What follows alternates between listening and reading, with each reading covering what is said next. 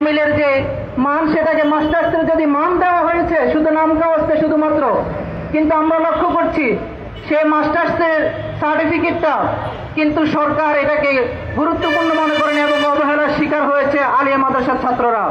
আমরা আজকে মানববন্ধন থেকে জানাতে চাই যে গত 15 বছরে আলিয়া মাদ্রাসার ছাত্ররা যেভাবে বৈষম্য শিকার হয়েছে, আমরা এই সরকারকে আবেদন জানাতে চাই আমরা আলিয়া মাদ্রাসার শিক্ষার্থীদেরকে আর বৈষম্য শিকার হওয়াকে দেখতে চাই না, এবং এই জন্য সরকারকে আমরা দৃঢ় আহ্বান জানাই আলিয়া মাদ্রাসার সংস্করণের জন্য তারা কাজ করবেন।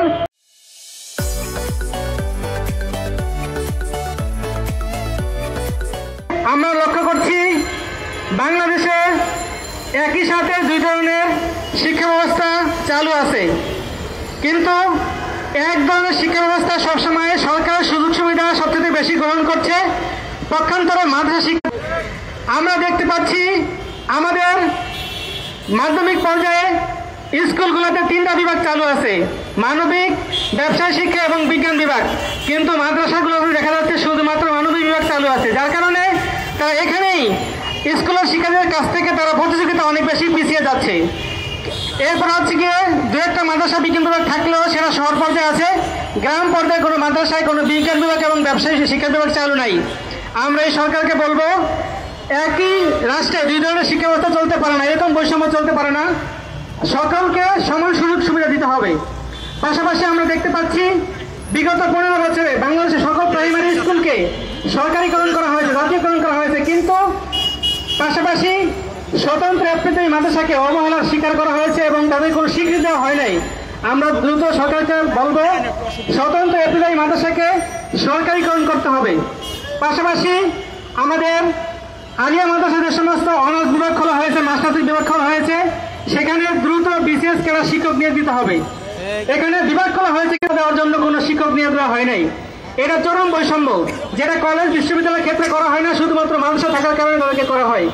এছাড়া পাবলিক পরীক্ষার ক্ষেত্রে আমরা দেখতে পাচ্ছি যে মাদ্রাসার ছাত্ররা অনেক বেশি মার্কে পরীক্ষা দিয়ে ভালো রেজাল্ট করার পরও তারা বিশ্ববিদ্যালয়গত কাঙ্ক্ষিত সাবজেক্ট পায় না, কিন্তু স্কুল এবং কলেজের শিক্ষার্থীরা কম মার্কে পরীক্ষা দিয়ে তারা অনেক ভালো ভালো সাবজেক্ট পায়, এটা চরম বৈষম্য।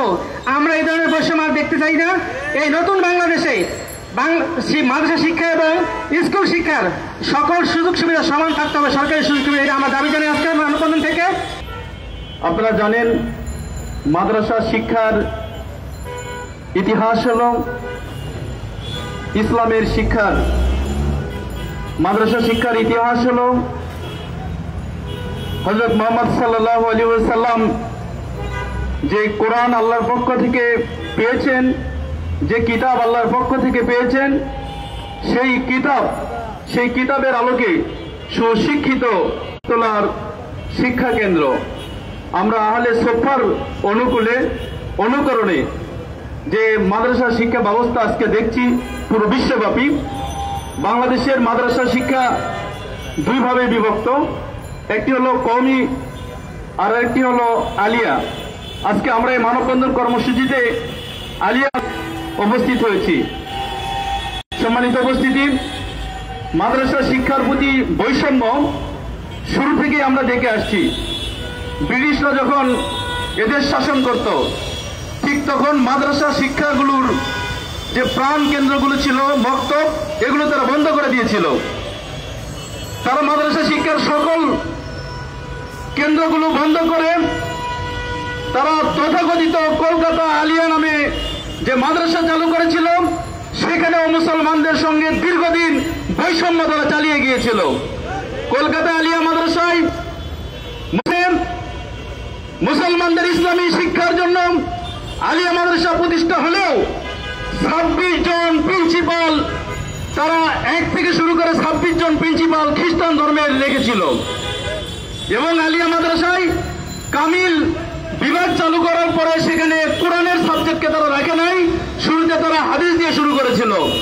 আজকে আপনারা দেখবেন বাংলাদেশের যে প্রতিষ্ঠানগুলোতে কামিল আছে, মাস্টার সমমানের যে আলিয়া মাদ্রাসার সিলেবাসে কামিল, এই কামিল শ্রেণীতে কোন মাদ্রাসায় যদি একটি সাবজেক্ট চালু থাকে তাহলে সেখানে আছে হাদিস, সেখানেও কোরআন নেই। আমরা আজকে মানববন্ধন কর্মসূচি থেকে জোর দাবি জানাতে চাই আমরা কোরআনকে যেমন শ্রদ্ধা করি, কোরআনকে যেমন অনুসরণ করি, হাদিসকেও ঠিক তেমন শ্রদ্ধা করি, অনুসরণ করি। তবে কোন ক্ষেত্রে কোরআনের চাইতে হাদিসকে গুরুত্ব দেওয়া যাবে না। কাজে আমরা মাদ্রাসা শিক্ষার সাথে যারা সম্পৃক্ত আছে তাদের সকলের প্রতি এবং বাংলাদেশের সরকার প্রধান যারা আছেন, শিক্ষা মন্ত্রণালয়ের দৃষ্টি আকর্ষণ করছি, মাদ্রাসা শিক্ষা বোর্ড এবং আরবি বিশ্ববিদ্যালয়ের দৃষ্টি আকর্ষণ করছি, কামিল পর্যায়ে ক্লাস চালু করার ক্ষেত্রে যে মাদ্রাসাতে অনুমোদন দেওয়া হয় কোরআন তাফসিরের অনুমোদন দেওয়া হয়। আর যদি দুইটি সাবজেক্টের অনুমোদন হয় তাহলে সেখানে তাফসির এবং হাদিস থাকবে। সম্মানিত উপস্থিতি, আলিয়া মাদ্রাসার এই বৈষম্য আমরা কে না জানি, সেখানে গভর্নমেন্টের সকল ধরনের সুযোগ সুবিধা ভোগ করা যাচ্ছে। আমাদের প্রাইমারি স্কুলের শিক্ষার্থীরা, সেখানে ইফতেদায়ী মাদ্রাসার শিক্ষার্থীরা শুরু থেকে নিয়ে এক পর্যন্ত বৈষম্যের শিকার হয়ে যাচ্ছে। প্রিয় ভাইরা, আমরা ইফতেদায়ী মাদ্রাসার শিক্ষকদের আন্দোলনের মুখে, তোপের মুখে ইফতেদায়ী মাদ্রাসা জাতীয়করণের কথা শুনলেও এখন পর্যন্ত কিন্তু তার কোনো অগ্রগতি আমরা দেখি নাই। কাজে আমরা জোর দাবি জানাতে চাই, বাংলাদেশের যত ইফতেদায়ী মাদ্রাসা আছে আগামী 6 মাসের মধ্যে সকল মাদ্রাসাগুলোকে জাতীয়করণ করতে হবে।